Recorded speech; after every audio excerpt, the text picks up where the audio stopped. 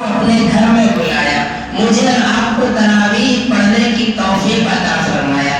حدیث میں تراویح کے بارے میں کہا گیا ہے، من قام رمضان ایمانا واحتسابا غفر له ما تقدم من ذنبه وما تأخر۔ جو کوئی شخص رمضان میں کھڑا ہوا، اللہ کے دربار میں ہاتھ باندھ کر کھڑا ہوا، تراویح پڑھا، نفل نمازیں پڑھا اور اللہ کے سامنے عبادت کیا، غفر له ما تقدم من ذنبه وما تأخر، تو اگلا پچھلا سارا گناہ اللہ معاف فرما دیتے ہیں۔ سبحان اللہ، آپ کے سارے گناہ معاف کر دیا اللہ نے۔ آپ ایسا پیدا ہوئے ہیں، ایسا پیدا ہوئے جیسا کہ ابھی آپ کا ہمارا حال ایسا ہے جیسا کہ ابھی ماں کے پیٹ سے پیدا ہوئے ہیں، کوئی گناہ انسان نے کیا نہیں۔ کئی احادیث میں تراویح کی فضیلت ہے، نبی کریم صلی اللہ علیہ وسلم نے خود صحابہ کو جوڑ کر تراویح پڑھائی۔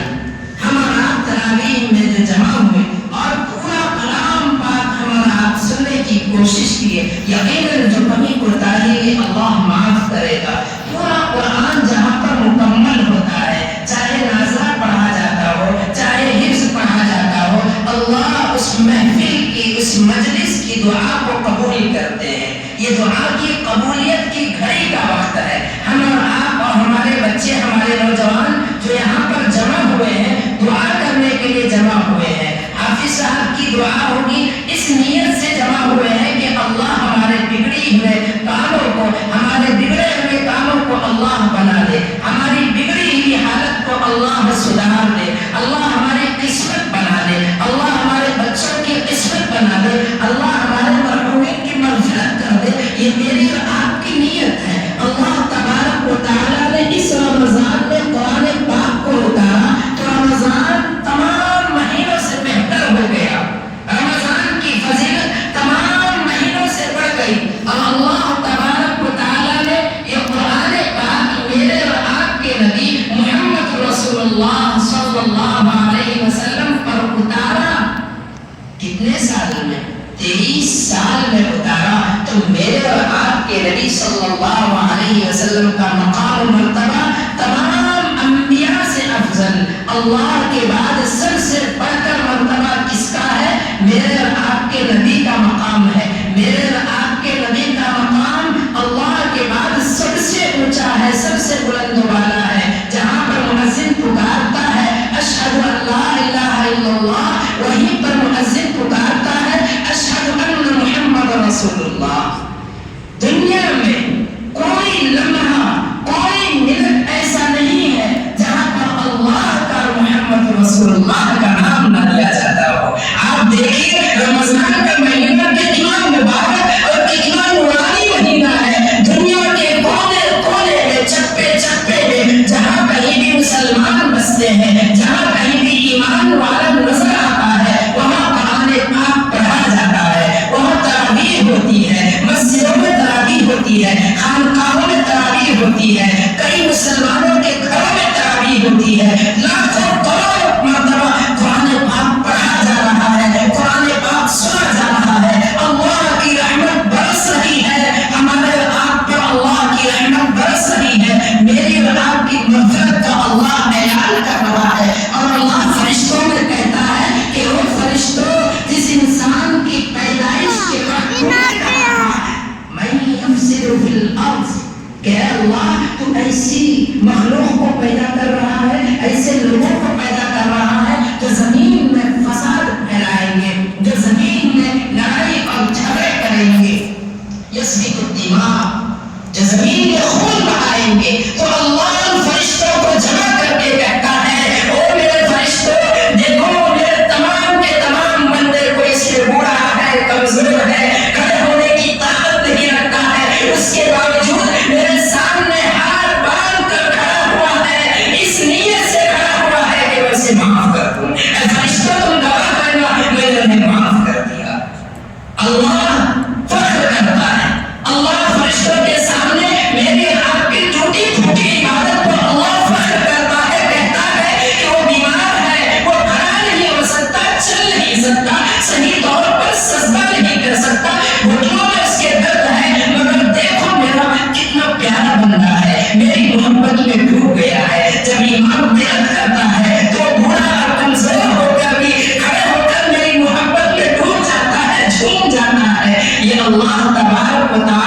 میری اور آپ کی عبادت پر فخر محسوس کرتے ہیں۔ بہرحال آج کی اس مجلس میں مختصر سی بات، 2-3 آپ سے اپیل اور گزارش کرتا ہوں۔ پہلی چیز یہ کہ حافظ صاحب، عالم صاحب کی ہمیشہ عزت اور احترام کرنا چاہیے، مسجد کا ہمیشہ ادب و احترام کرنا چاہیے، اس لیے کہ جو لوگ مسجد میں شور شرابہ کرتے ہیں، جو لوگ مسجد میں اپنی آواز کو بلند کرتے ہیں، تو ان کی نیکیاں ایسی ہی جل جاتی ہے، ایسی ختم ہو جاتی ہے جیسے سوکھی ہوئی لکڑی کو آپ جلا کر راکھ کر دیں۔ اللہ ہماری اور آپ کی حفاظت فرمائے۔ اور حافظ صاحب، عالم صاحب، دین کے داعی اور دین سے جڑے ہوئے لوگوں کا احترام کرنا چاہیے۔ اس سے اللہ کیا عطا فرمائیں گے؟ اس سے ہماری نسلوں میں حافظ قرآن بنیں گے، عالم دین بنیں گے، دین کے داعی بنیں گے، دین کے شہدائی بنیں گے، ہمارے اور آپ کے بچے دیندار بنیں گے۔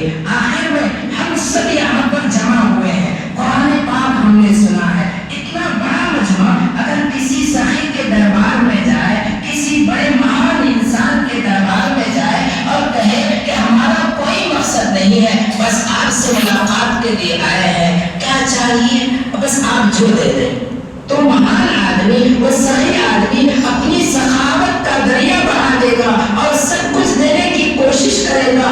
ہم سب جس کے گھر میں جمع ہوئے ہیں، وہ شہنشاہوں کا شہنشاہ ہے، وہ مالکوں کا مالک ہے، وہ خالق ہے، وہ میرا اور آپ کا رب ہے۔ جب ہم اور آپ ہاتھ باندھ کر کھڑے ہوتے ہیں اور اللہ سے کہتے ہیں ایاک نعبد و ایاک نستعین، اے اللہ ہم تیری ہی عبادت کرتے ہیں اور تجھ ہی سے مدد مانگتے ہیں، اے اللہ تو میری مدد فرما۔ ہم اور آپ ہر وقت میں اللہ سے مدد مانگتے ہیں۔ ہم اور آپ یہاں پر جو جمع ہوئے ہیں، اللہ کی رحمت کی خاطر جمع ہوئے ہیں، اللہ سے امید لگا کر جمع ہوئے ہیں کہ اللہ میری اور آپ کی مغفرت کرے گا، اللہ سے اس امید میں جمع ہوئے ہیں کہ اللہ میری اور آپ کی زندگی بنا دے گا، اللہ میری اور آپ کی دنیا و آخرت بنا دے گا۔ یہی امید ہماری اور آپ کی ہے۔ میں اللہ تبارک و تعالیٰ سے دعا کرتا ہوں کہ رب کائنات آپ سب کی عمروں میں برکت عطا فرمائے، آپ کے تراویح پڑھنے کو اور حافظ صاحب کے تراویح پڑھانے کو اللہ قبول فرمائے۔ از اول تا آخر حافظ صاحب نے پورے یکسوئی کے ساتھ بہترین انداز میں قرآن پاک سنایا ہے۔ یقیناً آپ سب نے بڑھ چڑھ کر حصہ لیا، حافظ صاحب کی خدمت کے لیے آپ سب نے محنتیں کی۔ اللہ ایک ایک روپے کا اور اللہ ایک ایک چیز کا ہمیں اور آپ کو بدلہ دیتا ہے۔ اللہ قرآن کریم میں ارشاد فرماتا ہے من یقرض اللہ قرضا حسنا، کون ہے جو اللہ کو اچھا قرضہ دے؟ اللہ کو قرضے کی کیا ضرورت ہے؟ اللہ تو سب کو دیتا ہے، اللہ تو مجھے اور آپ کو کھلاتا ہے۔ یعنی جو اللہ کے راہ میں خرچ کرے، جو اللہ کے دین سے جڑے ہوئے لوگوں پر خرچ کرے، تو اللہ اس کو اس کا بہترین بدلہ اس دنیا میں بھی دیتے ہیں اور آخرت میں بھی دیتے ہیں۔ ہمارے اور آپ کے گھروں میں بچے ہیں، یقیناً ہم میں سے بہت سارے حضرات کوشش کرتے ہیں کہ اپنے بچوں کو پڑھائیں، اور بہت سارے احباب اپنی کوششوں کے باوجود بھی نہیں پڑھا پاتے ہیں۔ آپ سب ارادہ کریں کہ اپنے بچوں کو حافظ قرآن بنائیں گے انشاءاللہ، عالم دین بنائیں گے انشاءاللہ۔ آپ اور ہم اس دنیا میں چند دن کے لیے آئے ہیں، مختصر گنے چنے ہوئے دن کے لیے آئے ہیں۔ آج میں آپ کے سامنے کھڑا ہوں، کل میری زندگی رہے گی کہ نہیں رہے گی نہیں معلوم۔ پچھلے رمضان ہمارے درمیان کتنے لوگ تھے، مگر آج وہ نہیں، اور یہ نہیں پتا کہ آئندہ رمضان میں ہم میں سے کون رہے گا یا نہیں رہے گا، کس کی زندگی رہے گی یا نہیں رہے گی نہیں معلوم ہے۔ مگر جب ہم اپنے بچے کو پڑھائیں گے، اپنی بچیوں کو دین کی تعلیم دیں گے، جب ان ننھے اور معصوموں کے ہاتھ میں قرآن پاک تھما دیں گے، جب میرا اور آپ کا جنازہ اٹھے گا، جب ہم اور آپ قبر کے گڑھے میں چلے جائیں گے، تو یہ ننھے اور معصوم بچے ایک کونے میں بیٹھ کر ہاتھ اٹھا کر دعا کریں گے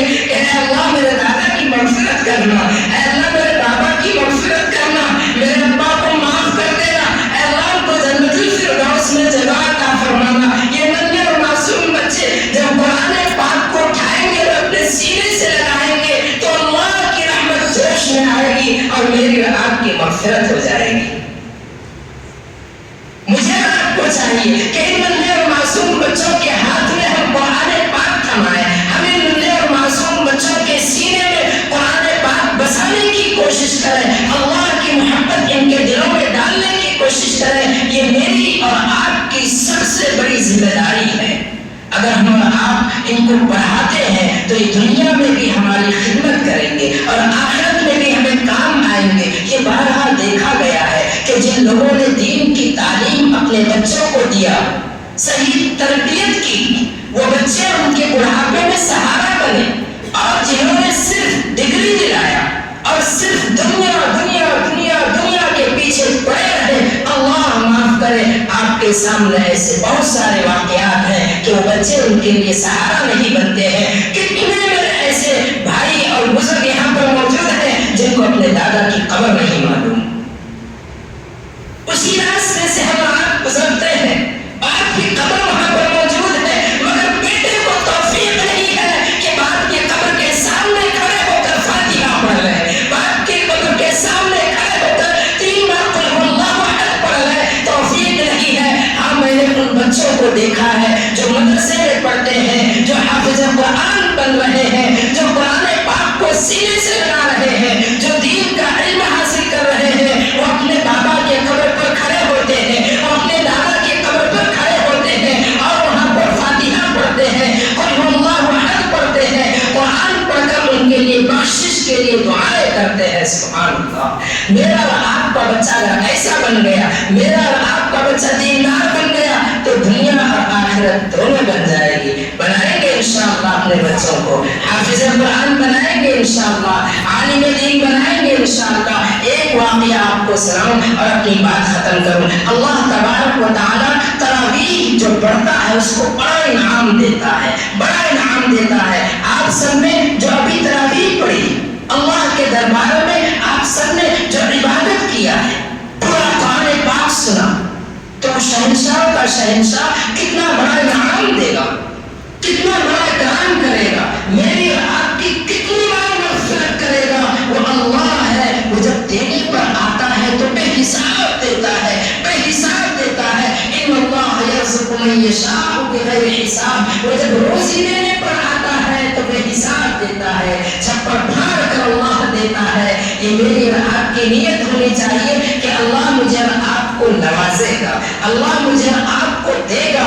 اللہ ہر ایک گنہگار کی بات سنتا ہے۔ حضرت عمر رضی اللہ عنہ کا زمانہ تھا، ایک آدمی بڑا شرابی، ہر وقت شراب کے نشے میں دھن، ہر وقت شراب کے نشے میں دھن۔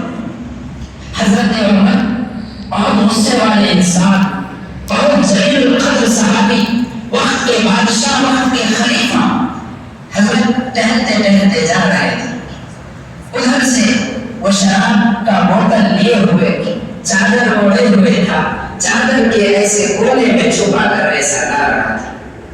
حضرت عمر آگے آگے جا رہے ہیں، وہ ادھر سے آ رہا ہے، آمنا سامنا ہونے میں بس تھوڑی سی دوری ہے۔ حضرت عمر یہاں پر ہے اور وہ بندہ وہاں پر ہے اور ایسا چھپا کر لا رہا ہے۔ اب اسے معلوم تھا کہ اگر حضرت عمر کی نگاہ میری شراب کی بوتل پر پڑ گئی تو میری گردن ختم ہو جائے گی، اتنی سخت سزا ملے گی کہ میری جان ختم ہو جائے گی۔ وہ دل میں ہی گھبرا گیا، ڈر گیا اور اللہ سے کہنے لگا، اے اللہ، اے اللہ، اے عرش کے مالک، اے آسمان و زمین کے مالک، میں سچے دل سے توبہ کرتا ہوں، یہ عمر آ رہے ہیں، ان کی سزا سے تو بچا لے، اور اس بوتل میں جو شراب ہے اس کو تو سرکہ بنا دے۔ اے اللہ، میں سچی توبہ کرتا ہوں، آج کے بعد سے قلب پکڑتا ہوں، کبھی شراب نہیں پیوں گا، کبھی گناہ نہیں کروں گا۔ اے اللہ، تو یہ شراب کو سرکہ بنا دے اور میری جان بچا لے، مجھے سزا سے بچا لے۔ جب حضرت عمر ایک دم سامنے آ گئے، وہ بھی بندہ سامنے آ گیا، رستہ بدل کر بھاگ نہیں سکتا تھا، اس لیے کہ وہاں کے بادشاہ ہے، خلیفہ ہے۔ تو حضرت عمر نے پوچھا، او نوجوان، تیرے ہاتھ میں کیا ہے، کیا چھپا رہا ہے؟ تو لڑکھڑاتے ہوئے کہا، حضرت سرکہ ہے، دکھا سرکہ، دیکھا نکالا تو شراب سرکہ بن گیا تھا۔ سبحان اللہ، اللہ اللہ نے اس گنہگار انسان کی توبہ قبول کر لی اور اللہ نے اس کی لاج رکھ لی. آج ہم اور آپ یہاں پر جمع ہوئے ہیں. ہمیں اور آپ کو چاہیے کہ اچھا موقع ہے غنیمت سمجھتے ہوئے ہم سب اللہ کے دربار میں اپنے گناہوں سے توبہ کریں, اپنے گناہوں کی معافی مانگیں اور ایک نئی زندگی اور اچھی زندگی شروع کرنے کے لیے ہم سب کوشش کریں. اور میرے وہ نوجوان بچے اور میرے وہ نوجوان بھائی جو قرآن پاک ابھی تک پڑھنا نہیں سیکھے ہیں, ارادہ کریں انشاءاللہ قرآن پاک نازلہ ہی صحیح ضرور سیکھیں گے انشاءاللہ اور اللہ کے دربار میں توبہ کریں گے. اللہ کہتا ہے یا ایھا الذین آمنوا توبوا, اے ایمان والو توبہ کرو, توبہ کرو. موت سے پہلے ہم سب توبہ کریں, اللہ کے دربار میں ہم سب توبہ کریں. اللہ مجھے اور آپ کو معاف فرمائے, اللہ ہماری تمام غلطیوں کو معاف فرمائے. اللہ تبارک و تعالی ہماری ٹوٹی پھوٹی عبادتوں کو قبول فرمائے. آمین. وآخر دعوانا الحمدللہ رب العالمین. آخر میں اپنی طرف سے حافظ صاحب کو مبارکباد دیتا ہوں اور آپ تمام ساتھیوں کو کہ آپ تمام نے بڑھ چڑھ کر حصہ لیا.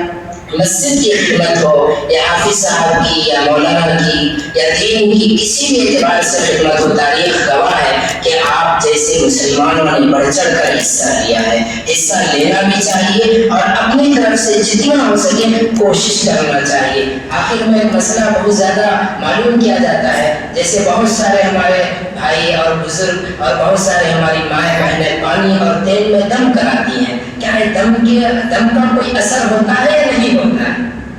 موٹی سی بات ہے.